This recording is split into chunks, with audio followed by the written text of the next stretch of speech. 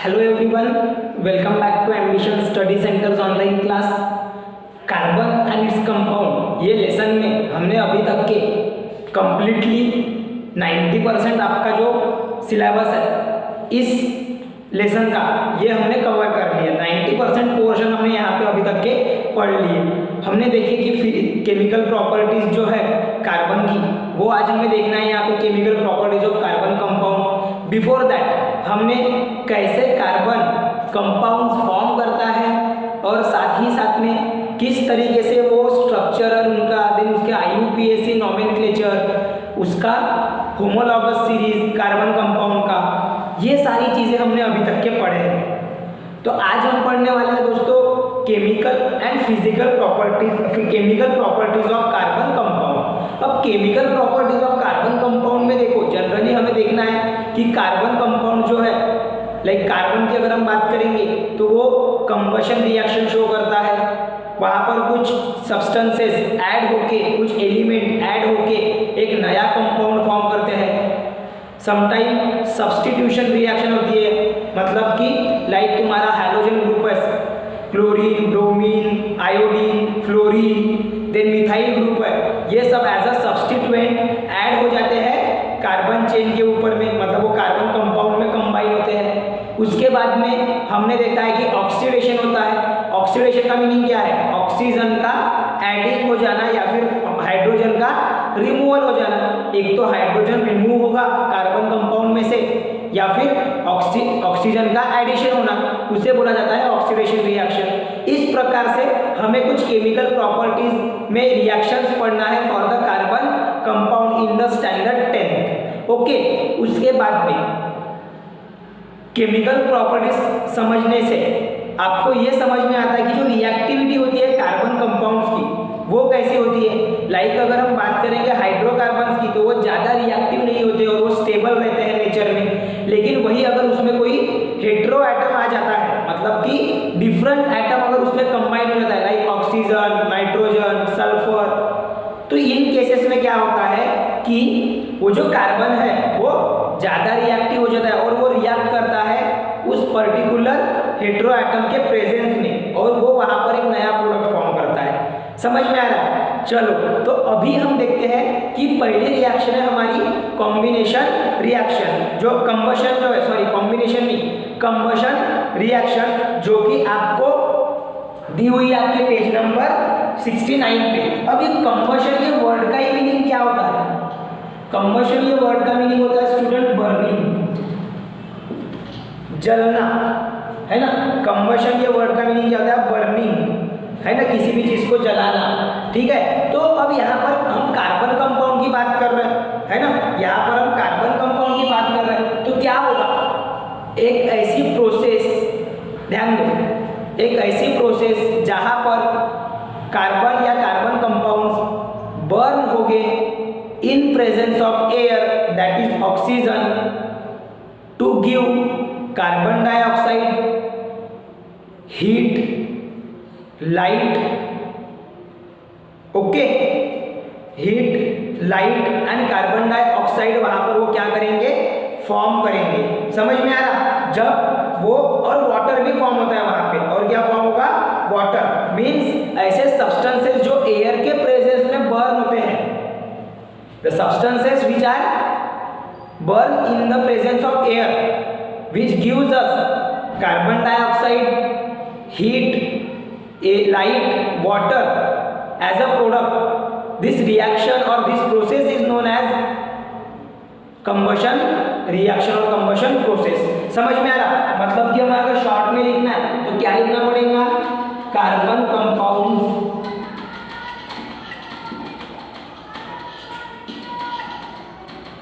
burn in air that is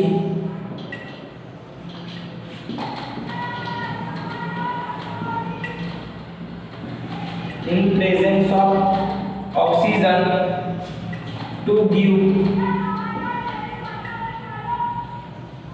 carbon dioxide, sometime हमें water भी मिलेगा, हीट वहाँ पे प्रोड्यूस होगी और लाइट प्रोड्यूस होगी। समझ में आ रहा है, समझ में आ रहा है, इस तरीके से।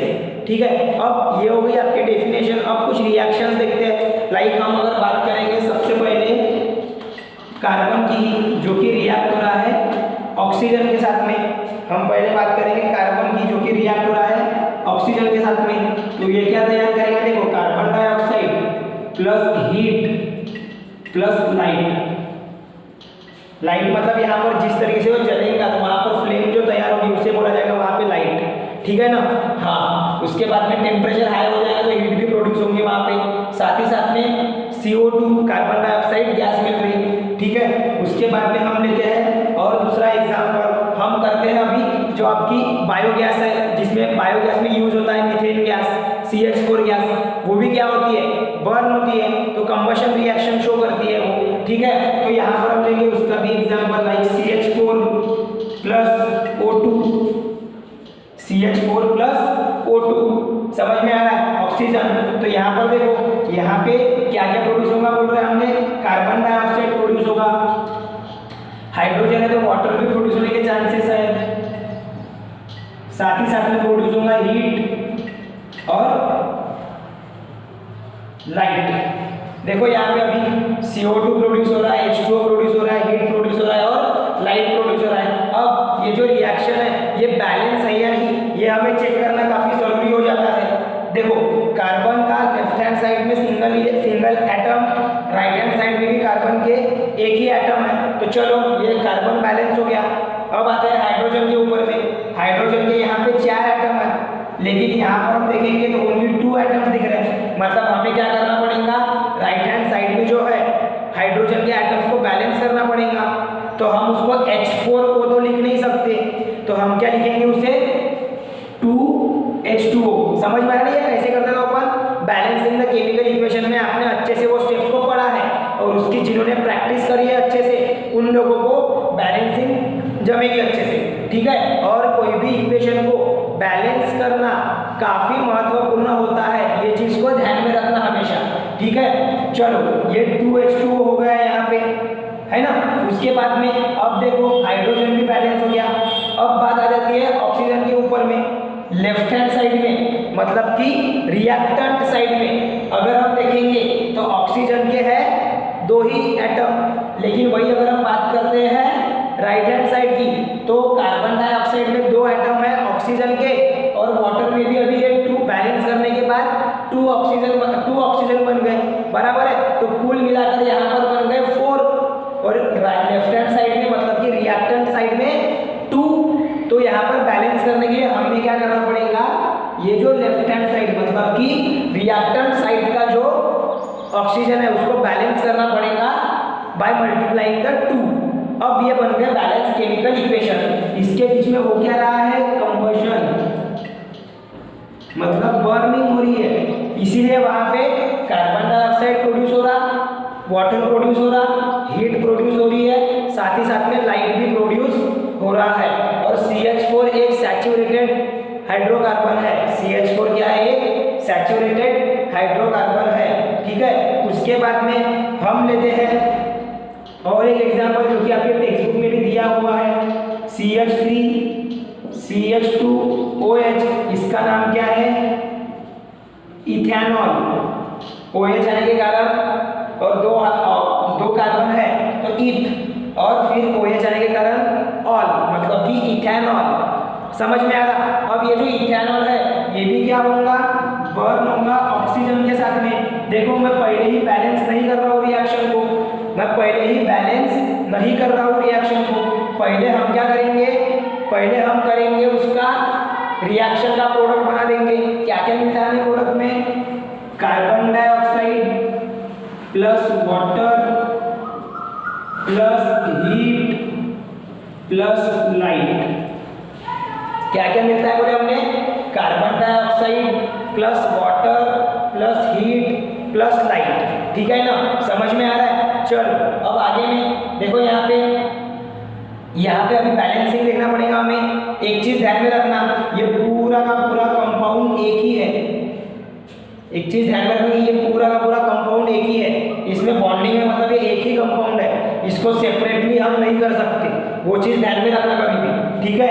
हाँ, अब यहाँ पर देखो, पहले कार्बन के मॉलिक्यूल चेक करना पड़ेगा हमें कि कार्बन के जो एटम्स है वो प्रॉपरली है या नहीं है। देखो यहाँ पर लेफ्ट हैंड साइड मतलब रिएक्टेंट साइड में कार्बन के एटम है 1 2, राइट हैंड साइड में है सिंगल, प्रोडक्ट में है सिंगल, तो इसको करना पड़ेगा पहले बैलेंस। तो ये बन गया 2CO2।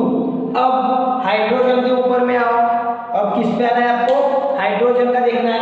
हाइड्रोजन के देखो जो मॉलिक्यूल्स है, एटम्स है, हाइड्रोजन के यहाँ पर H3 मतलब 3, H2 मतलब 2, 3 और 2 5, 3 और 2 यहाँ पे 5 और एक 6, टोटल कितने 6 hydrogen are there in a reactant side. In product side there are only 2 atoms of hydrogen, so we should multiply H2O by 3 to get the 6 hydrogen, so do it, करो उसको, ठीक है। 6 हाइड्रोजन हो गए वो। चलो अब हाइड्रोजन भी बैलेंस। अब बात आ जाती है कार्बन ऑक्सीजन के ऊपर में। पहले रिएक्टेंट साइड के ऑक्सीजन चेक कर लीजिए। देखो यहाँ पर है ये एक सिंगल और ये डबल, तो दोनों मिला के हो गए 3। समझ में आ रहा, यह है सिंगल यह है डबल, तो दोनों मिला के हो गए 3। उसके बाद में आपको क्या ध्यान में रखना है कि ये 3 इधर में है लेफ्ट हैंड साइड में। अब राइट हैंड साइड की बात करेंगे, ये 2 और ये 2, तो यहाँ पर बन गए 4 ऑक्सीजन। समझे क्या, ये 2 कोएफिशिएंट में है और ये 2 ऑलरेडी है, तो दोनों का मल्टीप्लाई कर दो, 4 ऑक्सीजन। यहाँ पे 3, 4 + 3 7 ऑक्सीजन। कितने ऑक्सीजन हो गए, राइट हैंड साइड में 7 और यहाँ पर 3 ही है। तो यहाँ पर चलो ये ऑड नंबर है ना, तो यहाँ पर तो ऑड नंबर हम बना नहीं सकते, लेकिन ये इवन फॉर्म हो सकता है। यहाँ पे 1 ऑक्सीजन है, मतलब 7 में से 1 माइनस कर दो, 6 बचे। अभी 6 ऑक्सीजन बनाने के लिए ये ऑक्सीजन 2 को मतलब O2 को मल्टीप्लाई कर दो 3 से, O2 को मल्टीप्लाई कर दो 3 से, तो ये बन जाएगा आपका ऑक्सीजन भी बैलेंस। और ये बन गई आपकी रिएक्शन, जो कि बोला जाता है इसको कंबशन रिएक्शन। कौन सी रिएक्शन बोला जाता है, कंबशन रिएक्शन। बहुत ही सिंपल और सारी रिएक्शन है। आपको कुछ एक्टिविटीज भी आपके टेक्स्ट बुक में दी हुई है, एक्टिविटी 4.3 एंड एक्टिविटी 4.4, तो वो आपने ध्यान में रखना है। मैं कुछ उसी के ऊपर से जो आपके कुछ ऐसे जो कंक्लूजन निकलते हैं वो मैं आपको क्लियर कर दे रहा हूँ। जैसे कि पहला आपको ध्यान में रखना है कि जो सैचुरेटेड हाइड्रोकार्बन है, मतलब सैचुरेटेड कार्बन कंपाउंड है, क्या बोल रहा हूँ मैं, सैचुरेटेड हाइड्रोकार्बन जो होते हैं, saturated hydrocarbons are generally burn with blue flame.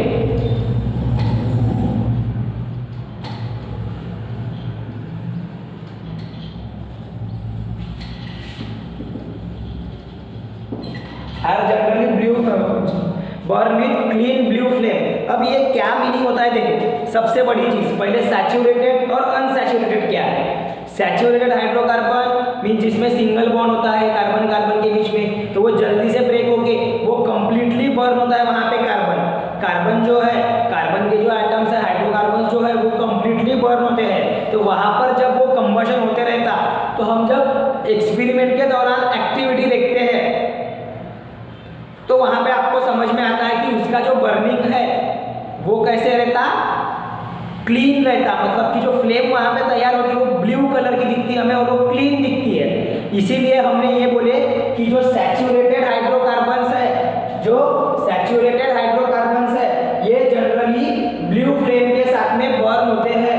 ये जनरली किसके साथ में बर्न होते हैं, ब्लू फ्लेम के साथ में, नीले कलर के फ्लेम के साथ में। वही हम जब बात करेंगे अनसैचुरेटेड हाइड्रोकार्बन्स की, वही हम बात करेंगे अनसैचुरेटेड हाइड्रोकार्बन्स की, तो अनसैचुरेटेड हाइड्रोकार्बन्स में क्या होता है कि जो कार्बन एटम्स है वो पार्शियली बर्न होते हैं, मतलब वो कंप्लीटली बर्न नहीं होते। तो वहां पर जो फ्लेम बनेगी वो बनेगी आपकी येलो कलर की। वो कौन से कलर में रहेगी, येलो कलर में। साथ ही साथ में वहां पे ब्लैक कलर का, ब्लैकिश कलर का स्मोक भी फॉर्म होगा। तो उस पर से हम एक दूसरा कंक्लूजन लिख सकते हैं कि unsaturated hydrocarbons are burn with yellow flame releasing, क्या आएगा, जो अनसैचुरेटेड हाइड्रोकार्बन है वहां पे कार्बन पार्शियली बर्न होता है, ये भी ध्यान में रखना। So burn with yellow flame releasing blackish smoke, जो ब्लैकिश स्मोक है वो वहां से रिलीज होता है। लाइक आपका आपने कैम्फर देखे होंगे, कैम्फर कपूर जिसको बोलते हैं हम, वो कुछ येलो फ्लेम के साथ में बर्न होता है जहां पे क्या रिलीज होता है, ब्लैकिश स्मोक। ठीक है, ये दिया हुआ है। उसके बाद में आगे में, और इसी को बोला जाता है स्टूडेंट सूटी फ्लेम। ये जो येलो फ्लेम जो है वो मतलब कि जो पार्शियली बर्न होती है तो उसे बोला जाता है सूटी फ्लेम। कौन सी फ्लेम, सूटी फ्लेम। सूटी फ्लेम किसे बोलेंगे अभी, जहां पे कार्बन एटम्स पार्शियली बर्न होते हैं और पार्शियली बर्न होने के साथ साथ वहां पे वो जो येलो कलर की फ्लेम तैयार करते हैं उसे बोला जाता है सूटी फ्लेम। ओके, चलो तो इतने पार्ट का स्क्रीनशॉट लो अभी, उसके बाद में आते हैं फिर नेक्स्ट टॉपिक पे।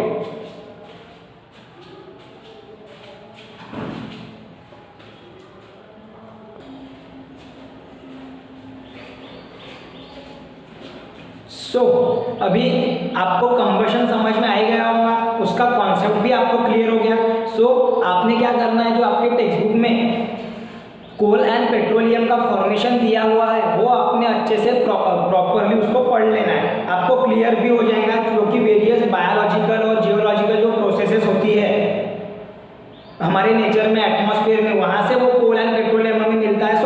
उसको आपको अच्छे से पढ़ना है क्योंकि आपको कंबशन वगैरह का भी प्रॉपर नॉलेज मिल चुका है। ओके, और आपने रेफरेंस बुक भी उसमें यूज़ करना है ताकि कैसे कि आपको रेफरेंस बुक से और एक थोड़ा सा अच्छा नॉलेज मिल जाता है। दोनों चीज़ों का कॉम्बिनेशन बना के स्टूडेंट्स आप लोगों ने उसको प्रिपेयर करते चलना है। ठीक है, आफ्टर दैट आज अभी हम देखते हैं ऑक्सीडेशन। अब ऑक्सीडेशन ये जो वर्ड है यह आपने chapter number 1 chemical reaction and equation यहाँ पर पढ़े थे, जहाँ पे हमने टाइप्स ऑफ केमिकल रिएक्शन में ऑक्सीडेशन रिएक्शन, रिडक्शन रिएक्शन ये सब पढ़े थे हमने, बराबर है। तो वहाँ पर आपने देखा होगा कि ऑक्सीडेशन मीन्स क्या होता है कि जब कोई कंपाउंड ऑक्सीडाइज होता है, मतलब कि वो अपने इसमें ऑक्सीजन को ऐड करता है, उसे क्या बोला जाता है, ऑक्सीडेशन रिएक्शन। ठीक है, तो इसके जस्ट पहले हमने जब कंबशन रिएक्शन पढ़े स्टूडेंट, तो वहाँ पर आपको देखने मिला कि जब जब कार्बन एयर के प्रेजेंस में, मतलब कि ऑक्सीजन के साथ में बर्न हो रहा था, तो वहाँ पर कार्बन के साथ में क्या ऐड हो जा रहा था, ऑक्सीजन ऐड हो जा रहा था और हाइड्रोजन रिमूव हो जा रहा था। मतलब कि वहाँ पे ऑक्सीडेशन रिएक्शन कैरीड आउट हो रही थी। तो हम इस पर से ये बोल सकते हैं कि during combustion reaction some substances get oxidised and forming the oxidation reaction and producing the oxidation reaction, है ना। मतलब कि जब कंबशन होता है कार्बन कंपाउंड का, तो वहाँ पे जो सब्सटेंसेस है, जो रिएक्टेंट है, वो ऑक्सीडाइज हो जाते हैं और वहाँ पर ऑक्सीडेशन रिएक्शन तैयार होती है, वहाँ पर ऑक्सीडेशन रिएक्शन होती है। ठीक है ना, तो ये आपने ध्यान में रखना है। ऑक्सीडेशन रिएक्शन समझ में आ रहा, जहाँ पे क्या होता है, एडिशन ऑफ ऑक्सीजन, क्या होता है, एडिशन ऑफ ऑक्सीजन और रिमूवल ऑफ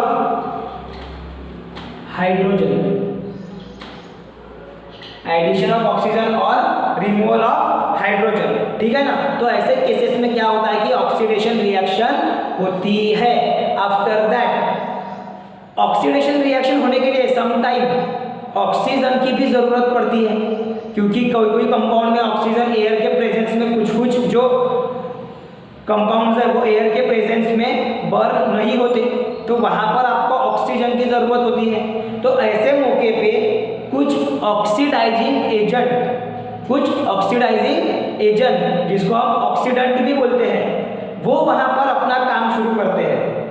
तो वो जो ऑक्सीडाइजिंग एजेंट है उनका काम क्या है कि उस रिएक्टेंट को जो रिएक्ट हो रहा है उसको ऑक्सीजन प्रोवाइड करना और खुद ऑक्सीजन रिमूव करके रिड्यूस हो जाना। हम ऐसे सब्सटेंसेस को बोलेंगे ऑक्सीडाइजिंग एजेंट। मतलब आपको ये क्वेश्चन पूछ सकते हैं what are the oxidising agent, तो आप क्या लिखोगे ऑक्सीडाइजिंग एजेंट के लिए?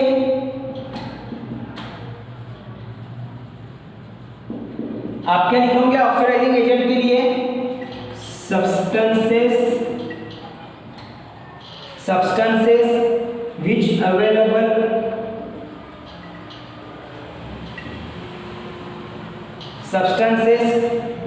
oxidizes, ऐसा लिखूंगी which oxidizes, मतलब जो ऑक्सीडाइज करते हैं टू द अदर सब्सटेंस, ऐसे सब्सटेंस जो दूसरे को ऑक्सीडाइज करते हैं। एंड देखो substances which oxidises other substance and itself gate reduced, और वो खुद क्या हो जाते हैं रिड्यूस, उनको बोला जाएगा ऑक्सीडाइजिंग एजेंट। उन्हें क्या बोला जाएगा ऑक्सीडाइजिंग एजेंट। मान लो जैसा आपका अभी एग्जांपल के तौर पे हम बात करेंगे KMNO4, ये है आपका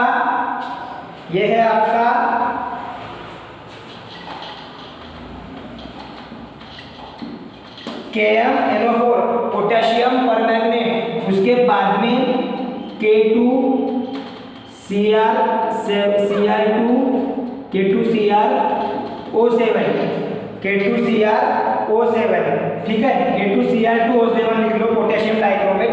ओके, पोटेशियम डाइक्रोमेट और पोटेशियम परमैंगनेट, इनमें जो ऑक्सीजन है वो अवेलेबल रहता है। तो वो क्या करते हैं जब रिएक्शन कैरी आउट होती है लाइक इथेनॉल की, जो कि अभी हम पढ़ने वाले हैं, तो वहां पर वो खुद रिड्यूस होके अपना ऑक्सीजन रिमूव करते हैं और वो ऑक्सीडाइज करते हैं इथेनॉल को। और वो क्या करते हैं ऑक्सीडाइज करते हैं इथेनॉल को, और इथेनॉल को ऑक्सीडाइज करने के साथ साथ वहां पर क्या होता है इथेनॉल से एसिड बन जाता है, मतलब कि अल्कोहल से कार्बोक्सिलिक एसिड बन जाता है। समझ में आ रहा है? तो वहां पे कैरी आउट होती है ऑक्सीडेशन रिएक्शन, इनको बोला जाएगा ऑक्सीडाइजिंग एजेंट। इनको क्या बोला जाएगा ऑक्सीडाइजिंग एजेंट। समझ में आ रहा है? जो कि खुद अपना ऑक्सीजन रिमूव करते हैं to oxidise the other substance. अब जो उसकी रिएक्शन है वो हम जरा देख लेते हैं। देखो लाइक अगर हम बात करेंगे CH3CH2OH, तो इसको चाहिए है कि ऑक्सीजन, तो वो जो ऑक्सीजन है वो कौन प्रोड्यूस करता है KMNO3, जो कि रहता अल्कलाइन, ये रहता अल्कलाइन नेचर में, ये प्रोड्यूस करेगा यहाँ पर ऑक्सीजन। इसके लिए अब ये क्या हो जाता है ऑक्सीजन इसके साथ में ऐड हो जाता है, और ये जो पूरा का पूरा इथेनॉल है, ये जो पूरा का पूरा इथेनॉल है, ये क्या हो जाता है ऑक्सीडाइज होके, ये ऑक्सीडाइज होके क्या बना देता है, ये बना देता है कार्बोक्सिलिक एसिड। मतलब ये जो हाइड्रोजन है वो वहां से रिमूव हो जाते हैं, मतलब इसको लिखेंगे ऐसा, मतलब ये जो हाइड्रोजन है ये यहाँ से रिमूव होते हैं, और यहाँ पे जो डबल बॉन्ड था हाइड्रोजन के बीच में सिंगल मिला के दो बॉन्ड थे, वो दोनों बॉन्ड आ जाते हैं ये वाले ऑक्सीजन के ऊपर में, और ये इस प्रकार से स्ट्रक्चर बनाता है।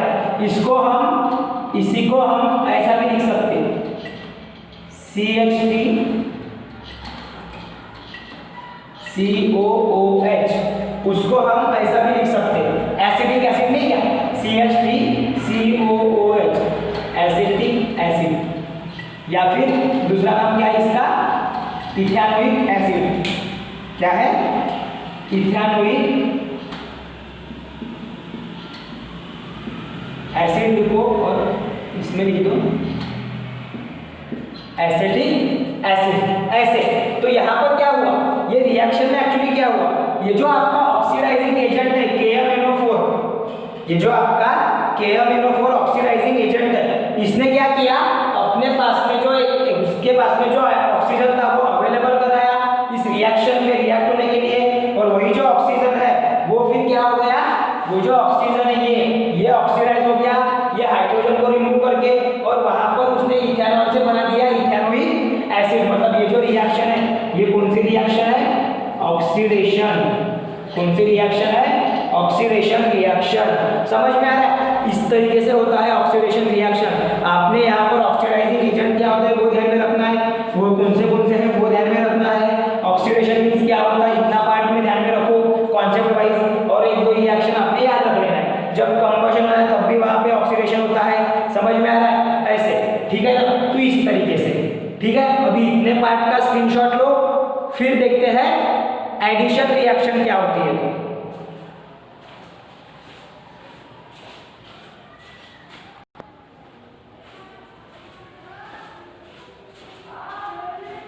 अभी तक के हमने देखे स्टूडेंट कंबशन और ऑक्सीडेशन क्या होता है, chemical properties of carbon compound में। अब हम देखते हैं एडिशन रिएक्शन।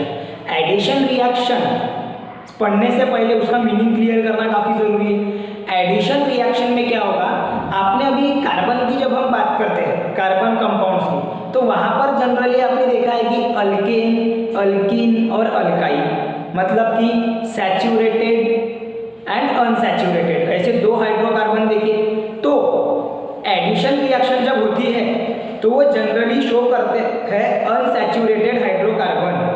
जो एडिशन रिएक्शन है वो जनरली देते हैं हमें अनसैचुरेटेड हाइड्रोकार्बन दिखाते हैं वो। अब अनसैचुरेटेड हाइड्रोकार्बन मीन्स कौन से, अल्कीन और अल्काइन। अब ये जो अनसैचुरेटेड हाइड्रोकार्बन है यहाँ पे होता है आपका डबल बॉन्ड या फिर ट्रिपल बॉन्ड। समझ में आ रहा है, अनसैचुरेटेड हाइड्रोकार्बन में क्या होता है, डबल बॉन्ड या फिर ट्रिपल बॉन्ड। तो ये जो डबल बॉन्ड और ट्रिपल बॉन्ड है ये क्या हो जाता है, एडिशन रिएक्शन जब होती है तब वो हो जाता है ब्रेक। वो क्या हो जाता है, ब्रेक। और वहां पर वो किसी दूसरे सब्सटेंस के साथ में, मतलब कि जो अल्कीन और अल्काइन है, जो अल्कीन और अल्काइन है वो किसी दूसरे सब्सटेंस के साथ में रिएक्ट होके कंबाइन होके सैचुरेटेड हाइड्रोकार्बन फॉर्म करते हैं। क्या फॉर्म करते हैं, सैचुरेटेड हाइड्रोकार्बन। मतलब इन शॉर्ट हम ऐसा ध्यान में रख सकते हैं कि during addition reaction unsaturated hydrocarbon converted into saturated hydrocarbon. किसमें कन्वर्ट हो जाता है वो, सैचुरेटेड हाइड्रोकार्बन। ठीक है। अब आपने बोले कि अनसैचुरेटेड सैचुरेटेड में कन्वर्ट हो जाता है, लेकिन उसके लिए हमें एडिशन के लिए अदर सब्सटेंसेस लगेंगे। तो जनरली हम कौन से सब्सटेंस उसमें ऐड करते हैं, हम करते हैं हाइड्रोजन, हम कर सकते हैं वहां पे क्लोरीन, हम कर सकते हैं वहां पे ब्रोमीन। समझ में आ रहा है। तो ये जो सब्सटेंसेस है क्लोरीन, ब्रोमीन, हाइड्रोजन, ये क्या करते हैं, अनसैचुरेटेड में जो डबल या ट्रिपल बॉन्ड होता है उसको सिंगल बॉन्ड में कन्वर्ट करने का काम करते हैं। मतलब कि वहां पे होता है एडिशन रिएक्शन। समझ में हो रहा है, समझ में आ रहा है। अभी यहाँ पर आता है एडिशन रिएक्शन। क्लियर हो रहा है अभी सभी को। चलो ये हो गया आपका एडिशन रिएक्शन का। अब हम जनरली ये ध्यान में रखेंगे कि जो अल्कीन और अल्काइन है वो कन्वर्ट होते हैं अल्केन में ड्यूरिंग एडिशन रिएक्शन। ये आपको ध्यान में रखना है, ठीक है ना। हाँ, हाइड्रोजन ऐड हो सकता है उसमें, क्लोरीन भी ऐड हो सकता है, क्लोरीन के 2, उसके बाद में ब्रोमीन भी ऐड हो सकता है। हम करेंगे यहाँ पर हाइड्रोजन के साथ में एग्जांपल्स में। समझ में आ रहा, हम किसके साथ में करेंगे यहाँ पे एग्जांपल्स, हाइड्रोजन के प्रेजेंस में। ठीक है। हाँ, मतलब अभी मीनिंग क्लियर हो गया ना एडिशन रिएक्शन का। एडिशन रिएक्शन जो आपको दी हुई है इसका मीनिंग क्लियर हो गया। आप ऐसा शॉर्ट में लिख सकते हैं कि in addition reaction unsaturated hydrocarbons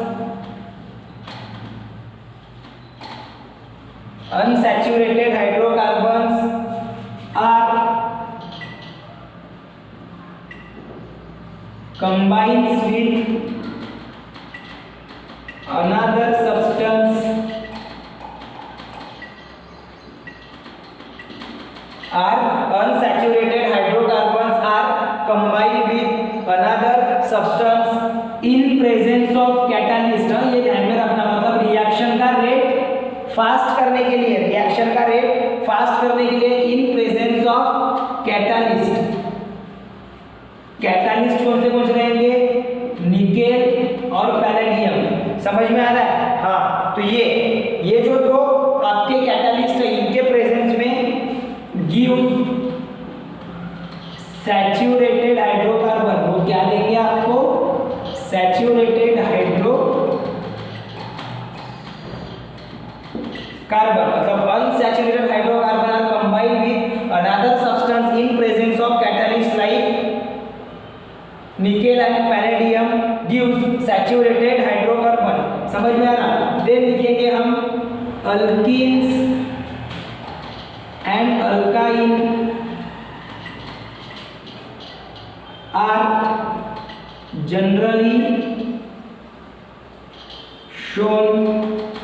are generally given addition reaction। कौन दिखाएंगे addition reaction,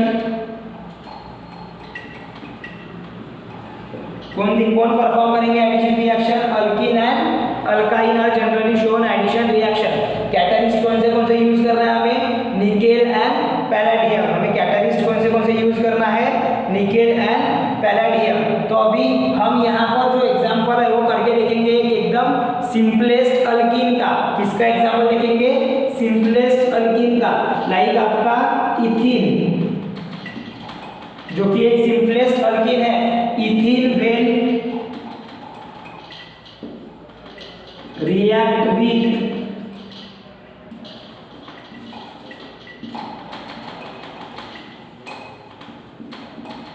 when ethene react with hydrogen,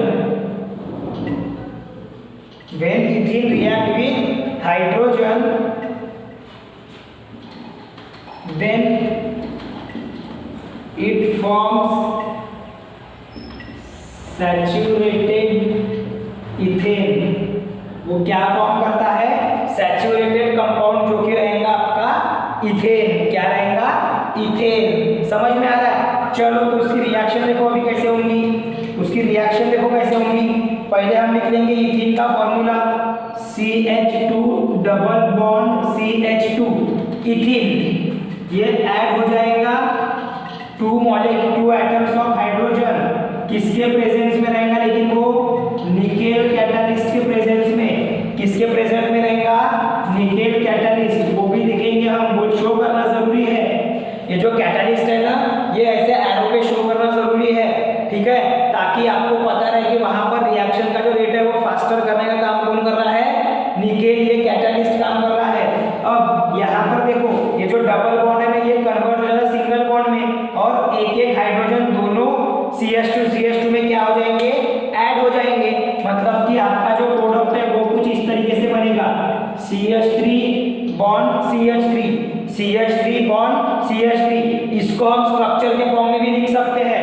देखो कैसे लिखेंगे, तो CH2 है ना, तो इसको लिखो ऐसे C double bond C H2। चलो यहाँ पर नहीं तो यहाँ पर ऐसा लिखते हैं CH2, ठीक है। मैंने स्ट्रक्चर को थोड़ा मॉडिफाई किया।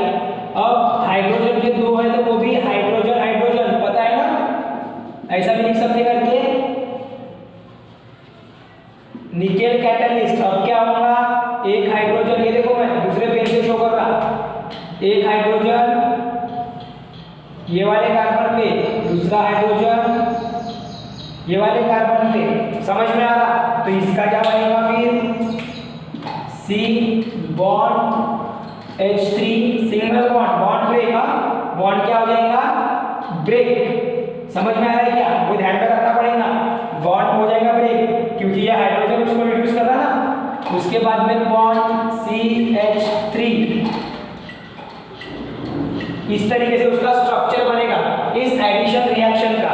किसका, ये वाले एडिशन रिएक्शन का। समझ में आ रहा? ये सिंपलेस्ट इथीन के लिए हुआ, ये किसके लिए हुआ, इथीन के लिए। ये किसके लिए हुआ आपका, इथीन के लिए, जो कि क्या बन गया, इथेन। क्या हो गया ये, इथेन। समझ में आ रहा? अब यहाँ पर क्या हो रहा है, हाइड्रोजन ऐड हो रहा, यहाँ पर क्या हो रहा है, हाइड्रोजन ऐड हो रहा है। हाइड्रोजन ऐड हो रहा है मतलब कि वो क्या बनेगा, यहाँ पर देखो, जब अब एक चीज ध्यान में रखना कि हाइड्रोजन ऐड हो रहा है, तो आपको एक चीज ध्यान में रखना कि जब अनसैचुरेटेड हाइड्रोकार्बन्स में एडिशन ऑफ हाइड्रोजन होता तो वहां पर हमें मिलता है सैचुरेटेड हाइड्रोकार्बन, और उस प्रोसेस को या फिर उस रिएक्शन को कहा जाता है हाइड्रोजनेशन। एडिशन ऑफ हाइड्रोजन को क्या कहा जाता है? हाइड्रोजनेशन। मतलब हम ऐसा लिख सकते हैं कि addition of hydrogen to the unsaturated hydrocarbon to give और to form saturated hydrocarbon is called as hydrogenation. समझ में आ रहा? तो वो आप ऐड कर दो। समझ में आ रहा है क्या? देखो, the addition of hydrogen to unsaturated hydrocarbon to form saturated hydrocarbon, ऐसा लिख सकते forming saturated hydrocarbon is called hydrogenation. उसे क्या कहा जाएगा? इज नोन एज हाइड्रोजनेशन और इज कॉल्ड हाइड्रोजनेशन। ठीक है, एक मार्क के लिए पूछ सकते तो याद रखना आपने। ठीक है, ये हो गया सिंपल ईथीन के लिए। अब आपने केमिकल रिएक्शन इक्वेशन में देखे होंगे वेजिटेबल ऑयल मतलब फैटी एसिड्स को आपने देखे होंगे, है ना। फैटी एसिड्स कैसे लिखा जाता है? जो फैटी एसिड्स है वेजिटेबल ऑयल, उनको कैसे लिखा जाता है? उसका स्ट्रक्चर रहता है सी डबल बॉन्ड सी, और उसके दोनों कार्बन के जो वैलेंसीज है वहां पर प्रेजेंट रहता अल्किल ग्रुप। कौन सा ग्रुप प्रेजेंट रहता? Alkyl group. इसका भी हम हाइड्रोजनेशन कर सकते हैं। यहाँ पर क्या कर देंगे? हाइड्रोजन H2 जो है वो ऐड कर देंगे इसमें, मतलब इसको हम ऐसा लिख सकते हैं हाइड्रोजन को। ठीक है, स्ट्रक्चरल फॉर्मूले में ऐसा लिख सकते हैं इसको। ठीक है ना। हाँ, अब देखो इसका प्रोडक्ट कैसे बनेगा। ये जो डबल बॉन्ड है ये सिंगल बॉन्ड बन के रह जाएगा, एक बॉन्ड ब्रेक होगा, एक बॉन्ड ब्रेक हो रहा मतलब इसके पास में एक इलेक्ट्रॉन और इसके पास में एक इलेक्ट्रॉन एक्स्ट्रा है, तो वो क्या हो जाता है? ऐड हो जाता है इस कार्बन के ऊपर में। तो इसको देखो अभी कैसे लिख रहा हूँ, इसको देखो मैं अभी कैसे लिख रहा हूँ। यहाँ पर भी nickel as a catalyst present रहता। ठीक है, उसके बाद में इसको देखो कैसे लिख रहा हूँ।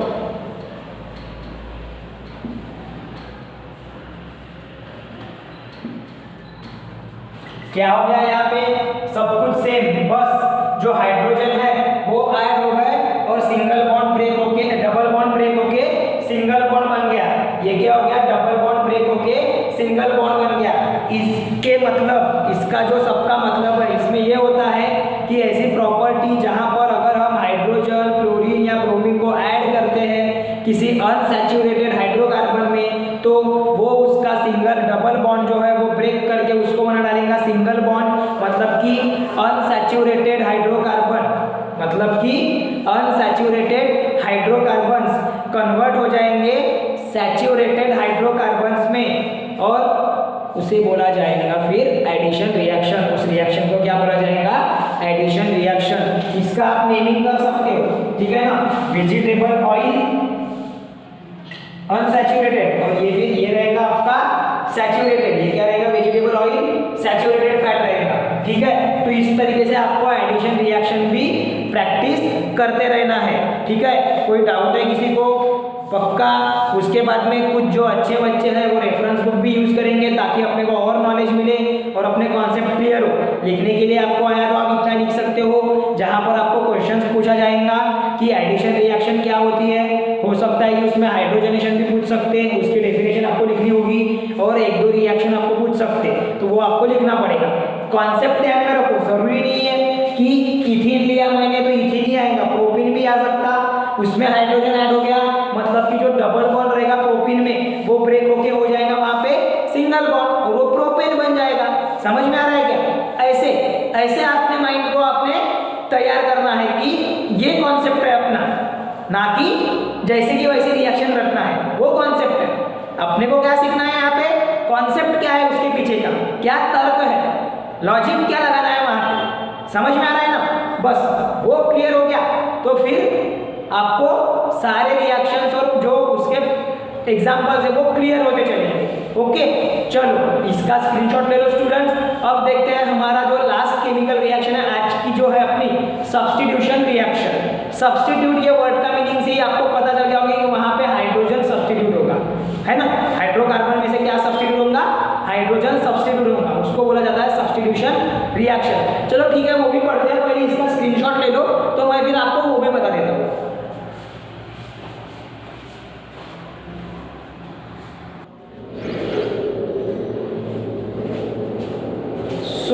अभी आगे हम देखते हैं सब्स्टिट्यूशन रिएक्शन क्या होती है। सब्स्टिट्यूशन ये वर्ड का ही मीनिंग होता है कि किसी एक हाइड्रोजन या कोई भी ऐसा कंपाउंड या सब्सटेंस जिसमें से हम एक पर्टिकुलर एलिमेंट को क्या करेंगे, वहां पे सब्स्टिट्यूट करेंगे, एक पर्टिकुलर एटम को वहां से रिप्लेस करेंगे किसी दूसरे एटम के साथ में, उसको बोला जाता है सब्स्टिट्यूट, है ना। जैसे अगर हम अभी बात करेंगे कोई मैच की, क्रिकेट मैच की बोलो या कोई फुटबॉल मैच की, तो वहां पर कैसे अगर कोई प्लेयर अगर इंजर्ड हो जाता है या फिर नहीं भी होता तो उसको रिप्लेस करने के लिए हम सब्स्टिट्यूट का यूज करते हैं और दूसरे प्लेयर को उसके जगह पे ला लेते हैं। उसी प्रकार से यहाँ पर भी क्या होता है कि कोई जो हाइड्रोकार्बन होते हैं, अब यहाँ पर हम कार्बन कंपाउंड की बात कर रहे हैं तो अभी हम आएंगे यहाँ पे हाइड्रोकार्बन पे।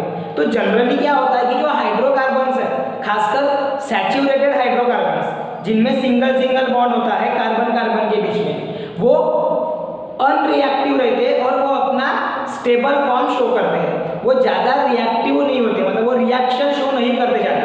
तो इनमें से जो बॉन्ड है या फिर कोई सब्सटेंस है उसको रिमूव करना थोड़ा सा मुश्किल होता है, ठीक है ना। लेकिन जैसे ही हम उस पर्टिकुलर हाइड्रोकार्बन को, सैचुरेटेड हाइड्रोकार्बन को सनलाइट के प्रेजेंस में रिएक्ट करवाते हैं, जब हम उनको सनलाइट के मतलब सूर्य प्रकाश के प्रेजेंट में अगर हम उसको रिएक्ट करवाते हैं तो वो फट से अपनी रिएक्शन शो करता है। जैसे कि हम बात करेंगे क्लोरीन की, जब क्लोरीन अगर सनलाइट के प्रेजेंस में हाइड्रोकार्बन के साथ में, सैचुरेटेड हाइड्रोकार्बन के साथ में रिएक्ट होता है तो वहाँ पर वो फॉर्म करेगा एक अलग कंपाउंड, मतलब वहाँ से होगा हाइड्रोजन रिप्लेस। क्या रिप्लेस होगा वहाँ से, हाइड्रोजन रिप्लेस होगा।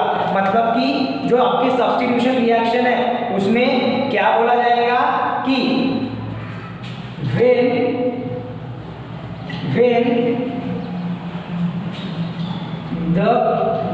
when one or more hydrogen atom,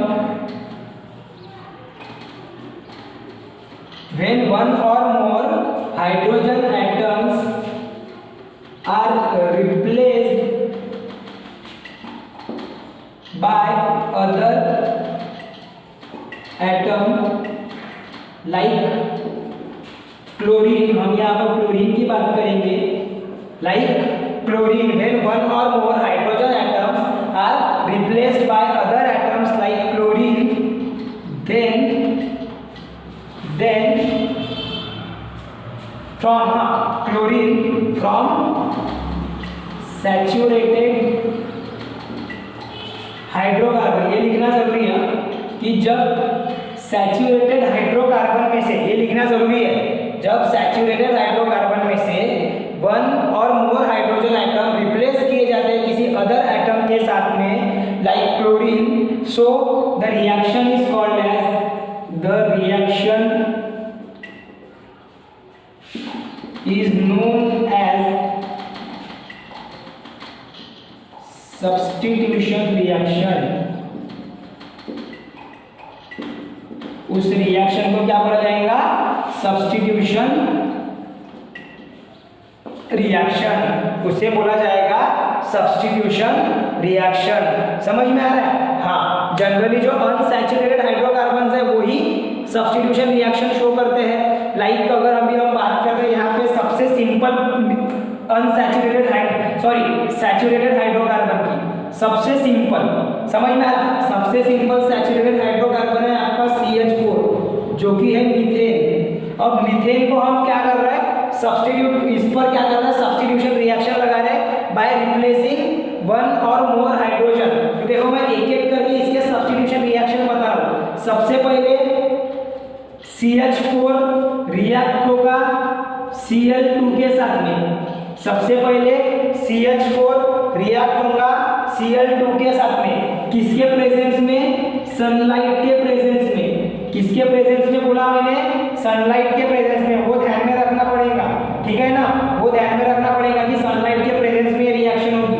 ये है आपका मीथेन,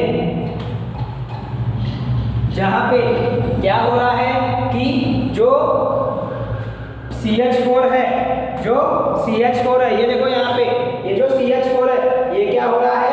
सब्स्टिट्यूट हो रहा है, मतलब कि वो सब्स्टिट्यूशन रिएक्शन में जाएगा विथ क्लोरीन। समझ में आ रहा? तो यहाँ पर देखो, अभी यहाँ से जो एक हाइड्रोजन है वो रिप्लेस हो जाएगा एक क्लोरीन के साथ में, मतलब यहाँ पे बनेगा CH3Cl प्लस HCl। प्रोडक्ट क्या बनेगा आपका? CH3Cl plus HCl। इसको नाम दिया जाता है क्लोरोमीथेन। इसको क्या नाम दिया जाता है? क्लोरोमीथेन। अब ये जो क्लोरोमीथेन है, इसमें अभी कितने हाइड्रोजन है? 3। तो वही क्लोरोमीथेन फिर से चला जाएगा सब्स्टिट्यूशन रिएक्शन में इन प्रेजेंस ऑफ सनलाइट।